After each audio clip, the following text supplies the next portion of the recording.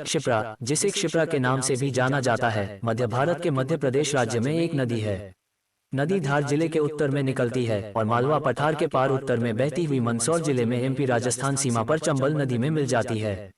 ये हिंदू धर्म में पवित्र नदियों में से एक है। इसके पूर्वी तट पर पवित्र शहर उज्जैन स्थित है। हर 12 साल में सिंहस्थ मेला कुंभ मेला शहर के विस्तृत नदी किनारे के घाटों पर लगता है, जैसा कि देवी क्षिप्रा नदी का वार्षिक उत्सव होता है। क्षिप्रा नदी के किनारे सैकड़ों हिंदू मंदिर हैं। क्षिप्रा एक 12मासी नदी है। पहले नदी में भरपूर पानी हुआ करता था। अब मानसून के कुछ महीनों बाद नदी का बहाव बंद हो जाता है। इस संदर्भ में क्षिप्रा शब्द का प्रयोग पवित्रता, आत्मा, भावनाओं, शरीर आदि की या शुद्धता या स्पष्टता के प्रतीक के रूप में किया जाता है। पुराणों या प्राचीन हिंदू ग्रंथों से ये भी पता चलता है कि क्षिप्रा की उत्पत्ति भगवान विष्णु के स्व अवतार वराह के हृदय से हुई है। इसके अलावा क्षिप्रा के तट पर ऋषि सांदीपनि का आश्रम या आश्रम है, जहां भगवान विष्णु के 8वें अवतार भगवान कृष्ण ने अध्ययन किया था। उज्जैन में क्षिप्रा नदी की उत्पत्ति कैसे हुई और इसका उज्जैन में क्या महत्व है? मोक्षदायिनी नदी क्षिप्रा नदी का काफी पौराणिक महत्व है और यह मध्य प्रदेश की धार्मिक और ऐतिहासिक नगरी उज्जैन से होकर गुजरती है। उज्जैन की क्षिप्रा नदी, जहां हर 12 वर्ष बाद सिंहस्थ कुंभ का आयोजन किया जाता है। कुंभ विश्व का सबसे बड़ा मेला है। एक किंवदंती के अनुसार क्षिप्रा नदी विष्णु जी के रक्त से उत्पन्न हुई थी। ब्रह्मपुराण में भी क्षिप्रा नदी का उल्लेख मिलता है। संस्कृत के महाकवि कालिदास ने अपने काव्य ग्रंथ मेघदूत में क्षिप्रा का प्रयोग किया है, जिसमें इसे अवंती राज्य की प्रधान नदी कहा गया है। महाकाल की नगरी उज्जैन क्षिप्रा के तट पर बसी है। स्कंद पुराण में क्षिप्रा नदी की महिमा लिखी है। पुराण के अनुसार यह नदी अपने उद्गम स्थल बहते हुए चंबल नदी से मिल जाती है। प्राचीन मान्यता है कि प्राचीन समय में इसके तेज बहाव के कारण ही इसका नाम क्षिप्रा प्रचलित हुआ।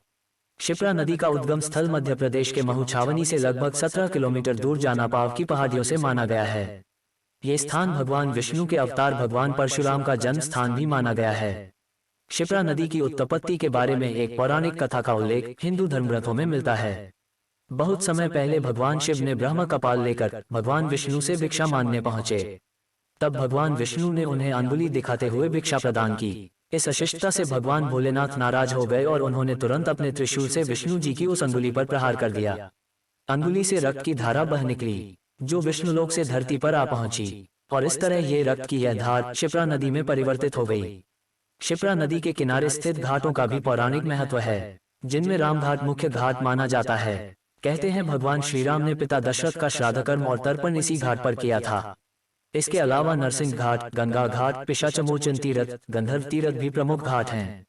क्षिप्रा नदी के किनारे स्थित सांदीपनी आश्रम में भगवान श्री कृष्ण, बलराम और उनके प्रिय मित्र सुदामा ने विद्या अध्ययन किया था।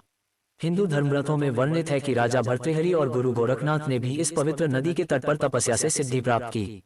क्षिप्रा, गंगा, सरस्वती और नर्मदा आदि ऐसी अनेक नदियां हैं जो पवित्र मानी जाती हैं।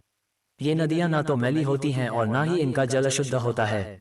उज्जैन में मां क्षिप्रा का काफी पौराणिक महत्व है। अनुरोध के लिए धन्यवाद। उज्जैन में रामघाट क्यों प्रसिद्ध है? राजा भर्तृहरि की गुफा यहाँ पाई जाती है और माना जाता है कि उज्जैन में भगवान विष्णु के चरण चिन्ह हैं। भगवान राम ने स्वयं उज्जैन में अपनी मृत्यु के बाद अपने पिता का अंतिम संस्कार किया था और इसलिए वह स्थान जहाँ अनुष्ठान हुआ